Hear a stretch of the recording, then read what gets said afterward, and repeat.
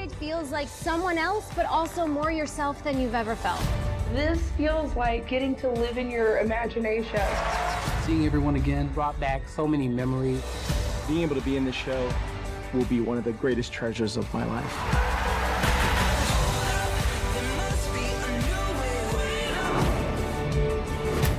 Hello and welcome back to your favorite Patreon-only podcast. It's Patreon with Cheese, and as always, I am joined by the incredible, the wonderful, my favorite video editor in the entire world, Elizabeth Esten. Yeah! Yes, I am back again. Yes, you didn't disappear on us quite so quickly this time. No, the mono hasn't killed me yet. Yet.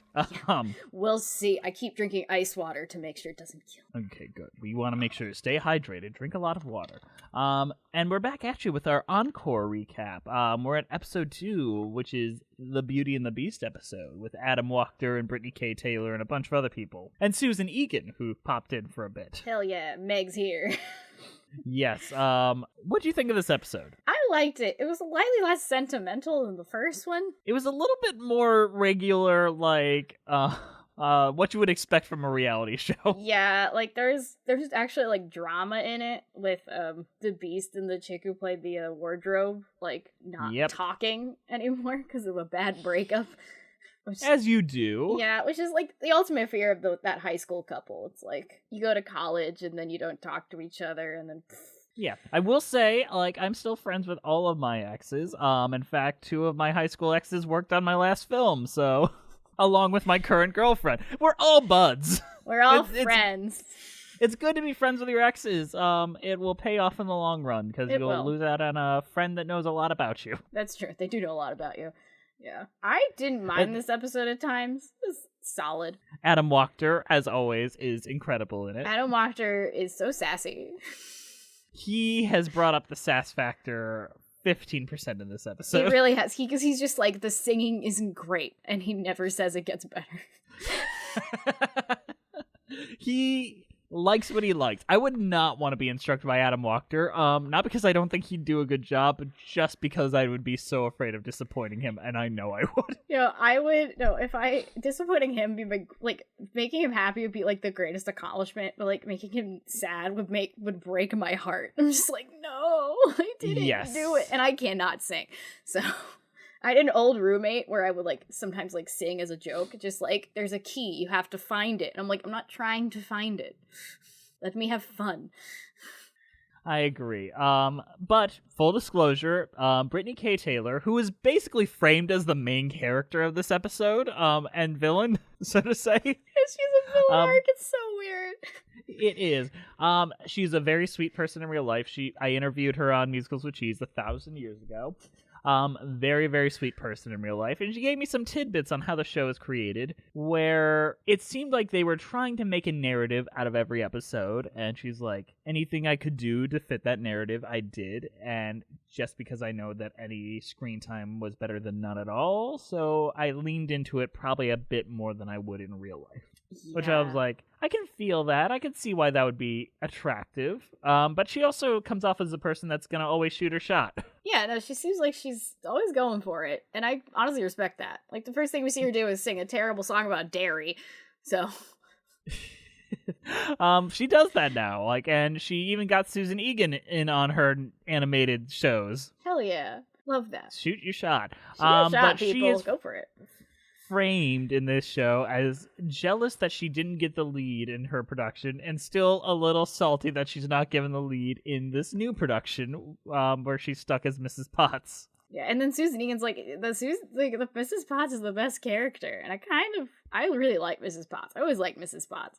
So it's Angela Lansbury. It's Angela Lansbury. Like, you can't hate her. Also, she just wants to. She's just a mom. She wants to be the mom. It's like Sandy on the Great British Baking Show. Like, she's the mom of the clan. She's always there to help. And just because you're not the lead, I have this very big opinion, and I believe this. The lead is never the most fun character in any story. Most of the time, it's always like the second or tertiary that really can steal a show. Oh yeah, like with The Good Place, like Eleanor Shellstrop is a great character. Yes. But Jason Mendoza has the best quotes of all time.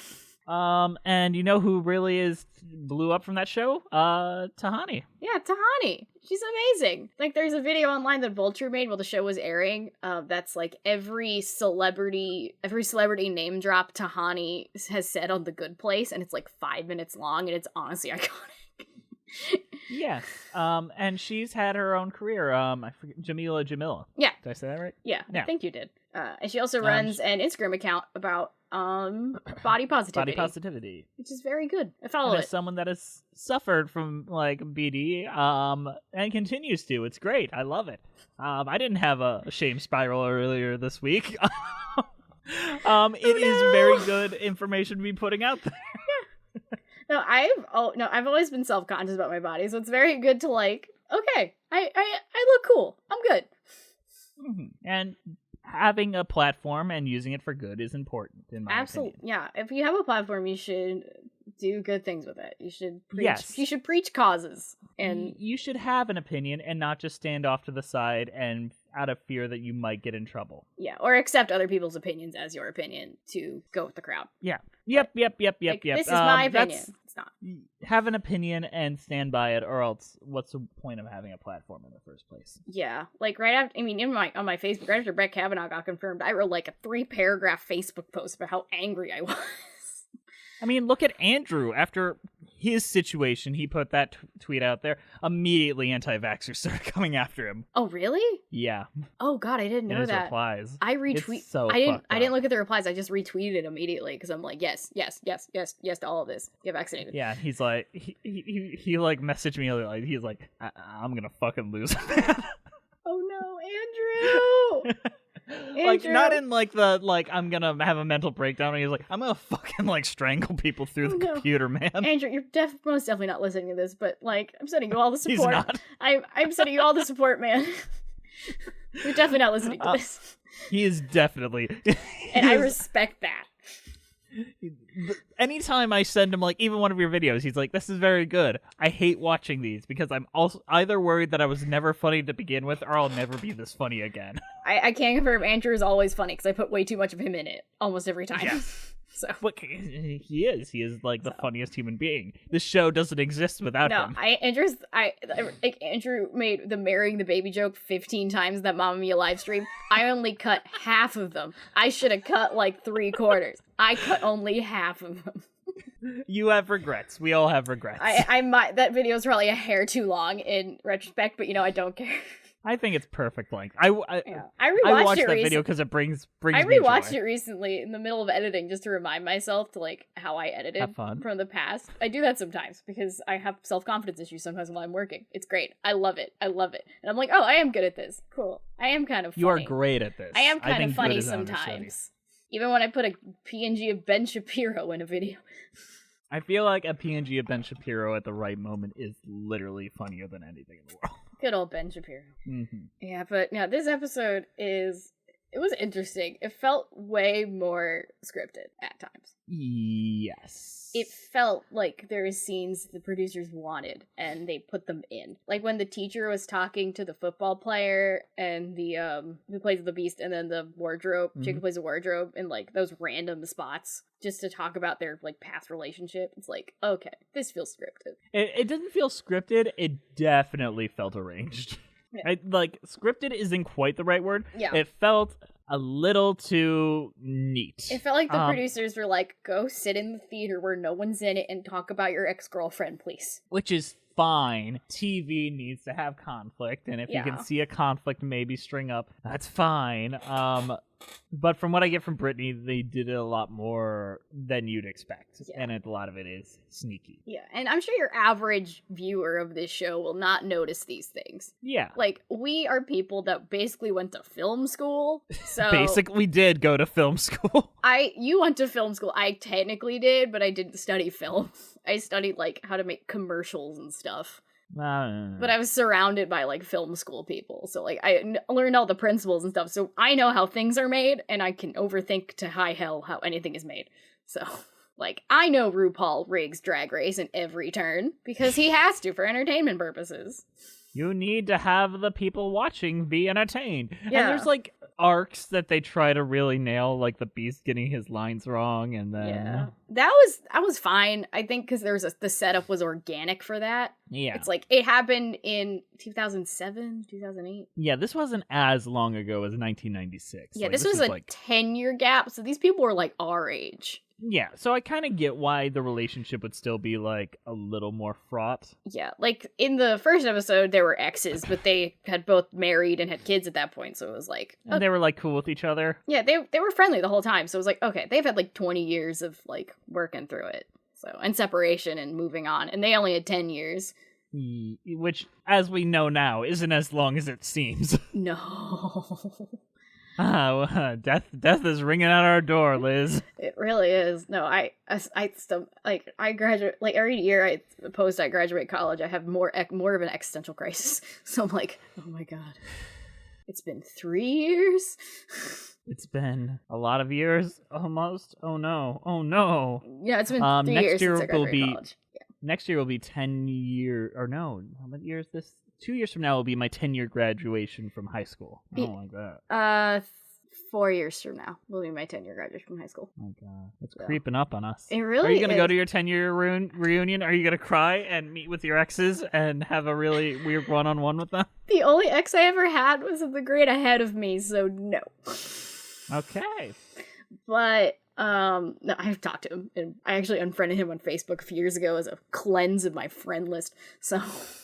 Oh, did he like become alt-right or something? No, it was more like a moving on from my high school stuff. So that's fair. I was cordial with him to the end. So we just don't talk anymore. But last time I checked, he had a girlfriend. So good for him. And we had been dating. They'd been dating for the amount of time me and my significant other had been dating. So you found the ones you were meant to be with. You found the situation you were meant to be at. And all I had to do was go on Tinder. Yeah.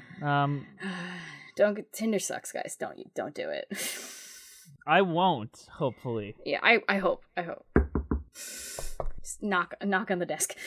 I don't know. I've been in a relationship since right before I was able to do dating apps. So it was never a thing I've had in my life. So I was always like, I want to give it a try once. Just once. Just see what it's like. So my girlfriend's sister does it quite often. So I'll just take her phone and then just do the Tinder thing for a few hours. Just swipe, see how it feels. Yeah, see how it feels, and then, like, message a couple of them. I mean, you're just being a wingman. It's nice. Yeah, it was fun, but I wouldn't recommend it. No, especially when you're a woman. But I was being a very attractive woman at the time and not being who I am. I have horror stories of the things I've been messaged on Tinder. It's amazing. What's your worst? What's the worst thing? I have a screenshot of it. It's an entire conversation. I could read it out loud. I mean, what else are we going to be doing? That's true. Come on. That's true. I have to look, though, so we're probably going to have to talk about other stuff while I look on my phone. That's fine. While she's looking at that, I'm going to talk about how Brittany K. Taylor is that famous Cinderella falling down thing. Where she cracked her fucking skull open. We talked about this a little bit in our bloopers episode of Musicals with Cheese with me and Bree and Andrew. And my god, that looks like it really fucking hurt. Oh my god. Like, they play it a bunch in this episode, and it looks like it's painful. Oh yeah. Also, good news. I found it quicker than I thought. Hell yeah. What do we got? What's the worst Tinder exchange? Okay, so this is with a man named Brian. Oh, that's a bad start. And for context, I went to Ithaca College, and Ithaca College is in the same vicinity as Cornell University. They're like a few miles away from each other. It's in the same city. Also, I was really mad because the mall had a Cornell store of Cornell merch. They didn't have any Ithaca College merch. It was bullshit. Ithaca College representation is important. But anyway, so going on Tinder is a horror story because you get Ithaca College students and Cornell frat bros. You get a mix of both, and it's really hard to gauge who's a frat bro and who's not. I did not gauge correctly this time. So here we go. Let's go. Here's how he starts. Trigger warning. Weirdly sexual. Oh, okay. Let's do this. Trigger warning. If you want to skip ahead a bit, feel free. Okay, here's the first thing he sent me. I want to have dominating anal sex with you, where I fulfill my fantasies and make you mine. Thumbs up or thumbs down? ? What'd you reply with? I replied with a gif of Louis C.K. going, nope. This is back before he got canceled, for context. This is like 2016. So, and then here's what he replied with. So then a nice low-key blowjob that hits the back of your throat and gives you a satisfaction that you can just barely fit the whole thing in without gagging. And Let's pause for a moment. Let's pause there. I don't think any woman has described a blowjob as satisfying. I don't think it's a thing that we do. It's not like, man, that was a satisfying boba tea I had there. Yeah. No. I won't get into detail, but yes, can confirm it's not it's never the most satisfying. It's like a thing we have to do. It's like taking out the trash, No one's going to describe that as a satisfying fucking experience. So then I replied with a gif of Mark Christopher Lawrence from Pushing Daisies, one of the best shows of all time that got canceled too fast, going, oh hell no. And then I did not this did not make the screenshot, but I remember it vividly. He then replied with, hold hands and cuddle? You know what he got there? Brian, that reads like a punchline. It reads like a punchline. This is a real experience I had. Yeah. So Brian got there in the end, which is good for him. And then a few weeks later, I matched with my boyfriend, and everything was fine. What did he start with? He said, like, you look cute. Do you do the TV station? Oh, that's nice. The local, like, the university TV station. One of my photos was me at the master control board, so. And then you were like, yes, thank you. And then he replied, I want to have dominating anal sex with you. No, we had a real conversation. Okay. He started right, and then he went right into the dominating anal sex. And that's why we're dating. No, we, like, talked That was what Brian did wrong. No, we talked like people for a few hours, but he messaged me asking me for my number, but unfortunately for him, it was right before I went to class. It was like a minute before I had to go to class. So for an hour, he didn't think I wanted to exchange numbers. And I was in the front row of the class, so I couldn't even sneak it. I was just like, here's my number. So when I went to lunch, I'm like, oh, here's my number. Sorry, I was in class. So, and then he talked like a regular person to me for a week, and I was like, dude, what do you want from me? Do you want to go? Dominating anal sex. Do you want to do that thing that Brian sent me? And he's like, and then he replied with, I just want to get to know you. And I was like, you're not a real fucking person. I need to meet you right fucking now. And that's beautiful. And turns out he was a real fucking person, and we're still dating. So, but I will cap this Tinder thing off with the best pickup line I've ever received that I did not reply to because I was in Pennsylvania at the time and I could not meet him. So, okay. Being British, there's another important Elizabeth in my life, so I hope you know you'll always be secondary to her. That's hilarious. It's the best Tinder message I've ever received, and I couldn't even respond. Is that from Prince Charles? No, his name was James. Damn. I wish it was Prince Charles. It'd be funny as fuck. Like cheating on Camilla with another Elizabeth. There's a thrill in Manila with Diane and Camilla, just saying. Also, for context, the day we're recording this is the day the Diana episode came out, so that's why it's on our minds. Yes, Diana is always going to be on our minds forever and ever until we die. Listen to the Diana episode. Yeah, it's a good episode. I haven't listened to it yet, but I'm sure it's amazing. It might be one of my favorite review segments. Hell yeah. Because there was no critic reviews when we recorded it. So we went to good old Letterboxd, and man, there's some fucking insane people on that website. I'm on it, so I get it. So. I love it. I love that that's what Previews has become. A quiz of... Well, I read the review, and they have to guess whether it's a positive or negative review. And I think it's really probably my hard to gauge favorite on thing. Letterboxd. I've written reviews on Letterboxd that you can't even gauge if they're positive or negative. I'm just like, burn it. It could be a good thing or a bad thing. Yeah. So let's talk a little bit more about the Beauty and the Beast episode before we wrap this up. The MVP is obviously the young woman that's playing Belle. Obviously. She's really, really the one there with like the real good talent. She could have been something if she didn't have a kid. Yeah, that moment where Susan Egan like talks her through that song, it's like honestly it made me emotional. It was like, okay, this is actually like really good. This is why mentorship is very important. Yes. And I'm going to go on a rant here. Mentorship is something I value very highly. It is something I do a lot in my life. And I see a lot of men take advantage of mentorship and use it as a way to take advantage of young people, and both sexual and non-sexual ways, especially like the Alice Ripley situation and a lot of other things like that. And it makes me sick to my fucking stomach. And it makes me very weary about who I help and who I invite in for very similar reasons. And I don't know. It's seeing it there really made me emotional too, and made me think about like how important that has been in my life, and how important it is in other people's lives, and how to tread that in the future to make sure that it stays as mentorship and not as the uncomfortable levels of Alice Ripley's nonsense. Yes, 100%. Also, Alice Ripley, go away. Please. Your voice wasn't even that good to begin with. Yeah, no, I didn't even like Next Storm that much. What? You don't like it? She wanted to fuck her son. Oh no. I mean, her son was played by Aaron Tveit. Who wouldn't want to fuck him?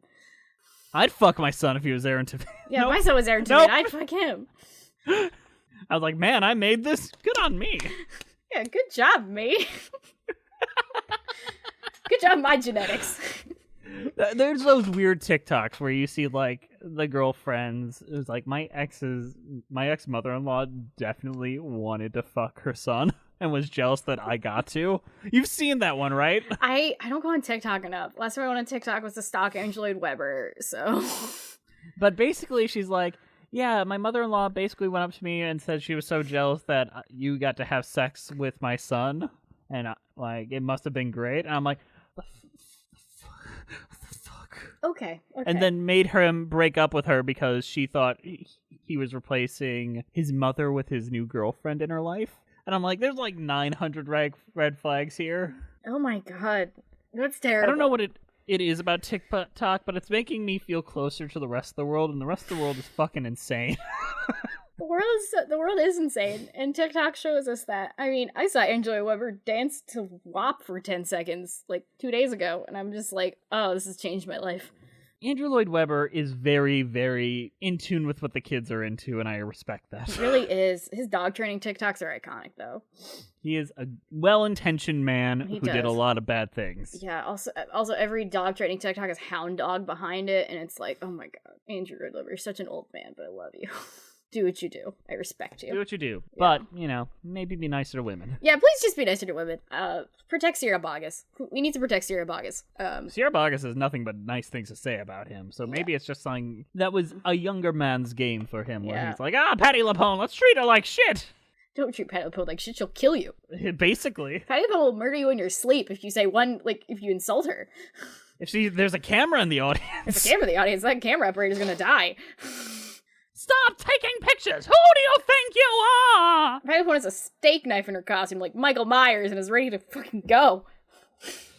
The best part about COVID was Patti LuPone's weird videos that she occasionally uploaded of her just showing off her house.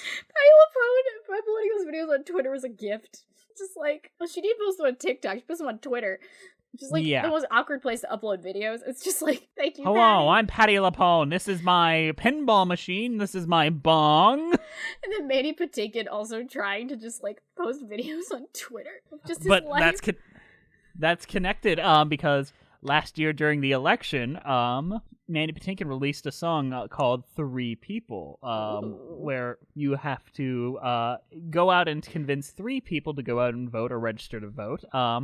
And a lot of people joined in, Stephen Colbert and all that, but Mandy Patinkin did it, and it was a song written by one Adam Wachter. Yes, Adam Wachter. It's all connected. It is. I wish that was a song. I wish that song was a spinoff of 2 Ladies, but that's fine. That it actually was a good cause. Yeah, Adam Wachter is probably one of the most underrated songwriters, and I feel bad that most people only know him from Encore, because his musical Terrytown is probably one of the best musicals I've ever listened to. I'll check it out. It's a good Halloween musical. I've legit never heard of it till right now. It's his modern interpretation of The Legend of Sleepy Hollow. It's very good. Jeremy Jordan, Krista Rodriguez, and... Ooh, that's a good cast. Michael Arden's boyfriend that I can't remember the name of. He doesn't have a name. But it was direct... He does. His name is Michael Arden's boyfriend. Michael Arden directed the production. It's a very, very, very good musical. Good to know. I am very behind on most musicals, so I need to make a list. Yeah, I feel like I send you a lot of people. You should listen to this, Liz. Yeah, I should probably just make a document at this point, because I'm losing track. I'm so sorry. No, it's okay. I'm just very behind. I don't listen to music that much due to my profession of choice. So everyone's like, "Have you listened to this album? Have you listened to this musical?" And I'm like, "No, I haven't. I only listened to Bad Cinderella because I had nothing better to do, and it was out and it was on Twitter, and I wanted to see how bad it was." It was a bad Cinderella. It was a really bad Cinderella, and she just needs to go back on Tumblr and talk about how she eats chicken nuggets and farts. Does she? Is that what's her name? Celia. The Carrie Hope Fletcher? That's her, yeah. Yeah. No, it's the classic Tumblr I'm not like other girls thing where it's just like... I eat chicken nuggets and fart? I eat chicken nuggets, I fart, I don't go out to clubs, I don't drink wine, I drink beer, like, I don't dress girly, I wear t-shirts, I burp all the time. She wears short shorts, I wear t-shirts. Yes, She's that. cheer captain, I'm on the bleachers. Except you think you're better than everyone else because you fart and eat chicken nuggets, and everyone else like wears dresses and stuff and is a girl. You know, that's like the least feminist bullshit I've ever heard. Yeah, no, it's very unfeminist, and I went through a mild phase of it back in middle school. I'm very past it now. Feminism is very, it's very nuanced discussion. All women are valid. Yeah. All women, trans women included, except for TERFs. TERFs can go. Yeah, TERFs can die. TERFs can go fuck off. Like, all trans women are women. Like, I will die in that fucking hill. Yeah, I agree. No, it's like the class. Oh, she was a flannel in that musical. I mean, she looks just like you, right? Yeah, but She got a flannel on. no, she's wearing a green flannel. Oh. No, also she's wearing a black dress, so she's like all like period accurate and shit, even though she's wearing a flannel.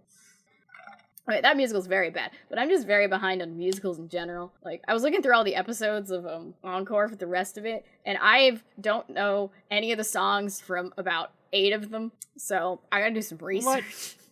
What? You've listened to Oklahoma, you've listened to Sound of Music. I listened to Oklahoma, I've listened to Sound of Music. I've never heard a single song from Ragtime. I only heard that one song from Annie Get Your Gun that everyone knows. Everyone, you can do all I can do better. That one, it's parodied by everyone and their uncle on YouTube. So, like, I know that one. What else? Guys and Dolls? Don't even know it. That's fair. I do not know classic musicals. Well, you should get your education this month. Yes, I'm going to be very educated. Also, I'll be doing research offline. So... Yeah, no Andrew Lloyd Webber pieces here. Very weird. I guess a high school couldn't really do Phantom. Yeah, I mean, they could have done Superstar, but they have Godspell in here. Yeah. Oh, they do have Godspell. I don't know anything from that either. So. It's another one. It's a good musical. And if I remember, that was like the best one. That was the best production. Yeah. No, I know the Godspell poster. Mm-hmm. But no, that was an all-black production, so they really leaned into that aspect of it, and it therefore... Black people are just innately better than white people at most things. So they can, like... They are, in general, so they can, like, actually sing and dance without, like, the weird white people, like, out of tune. Like, They sound good. They got their shit together. Let's face it. Most white people don't have rhythm. They don't. We don't have rhythm. We can't fucking dance. Unless we went to like dance classes and learned rhythm, but I don't have rhythm. I can do the Cotton Eye Joe, but like everyone can. I can do a box step. I can't do that. I did stage group. I didn't learn to dance. I learned to make a side of a building. The frame of the side of a building. That's fair. What is your overall thoughts on this episode and your cheese rating, Liz? It's good. It's a little bit producer-y. Yeah. Like, I felt producer breathing. I didn't hate it. I think Brittany's great. She's fun. Brittany's a lot of fun. She's a little villainy, but I think at the end she gets a little bit of a redemption arc where she's just like, "You're doing so good," to the chick who's playing Bill. And I don't know. That was also forced, but like at least she had it for your layman watching, not us who over intellectualize. Basically, we over intellectualize and ruin everything. Our brains are turned on to overthink everything we watch, even if it's just for fun. So yeah, it's great. I don't know. It's solid. I think the first one's a little better. It felt more organic. Yeah, but I think this one is fine. It's a good watch if you want to watch the whole shit. You should watch the whole series. Yeah. I haven't finished it yet, so maybe I'll take back those words, but you know. It's a fun watch. I Yeah. think it was much more fun to watch weekly as like a thing, like, oh, this is how I'm gonna end my week. Oh, that was charming, as opposed to like binging it. Yeah, Or- it's not a bingeable show. No, it's a little schmaltzy. It's a little schmaltzy at times, which it's very Disney to say that. It's very Disney. Yeah, I hope they do a season 2. I really do. I hope so, but too. COVID kind of put a wrench into original plans, so we'll see what happens. Yeah, we'll see if they can work something out. I mean, a lot of shows are coming back with COVID restrictions and everything, but, you know, COVID fucks up a lot of stuff. It's hard to figure stuff out.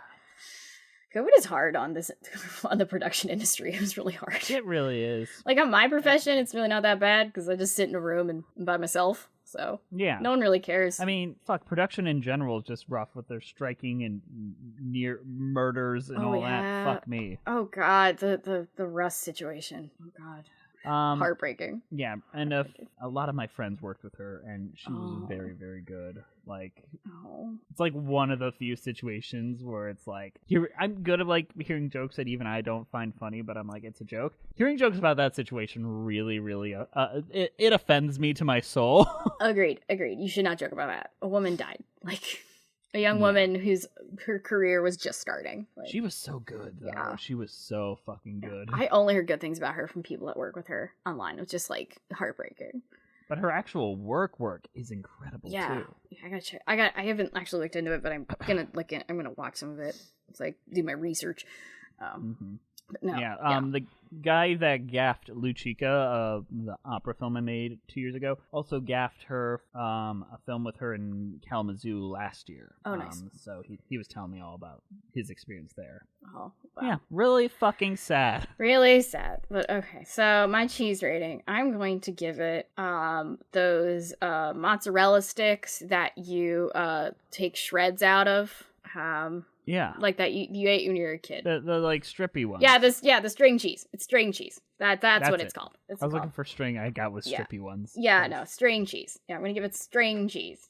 And I'm gonna give it Swiss cheese because I love Swiss cheese. Just want more of it. I wish there weren't those holes in it. Yeah, too many holes. That was clever. All right, that's all for this week on Patreon with Cheese, and we'll see you next time.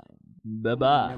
Bye-bye. Being able to be in the show will be one of the greatest treasures of my life.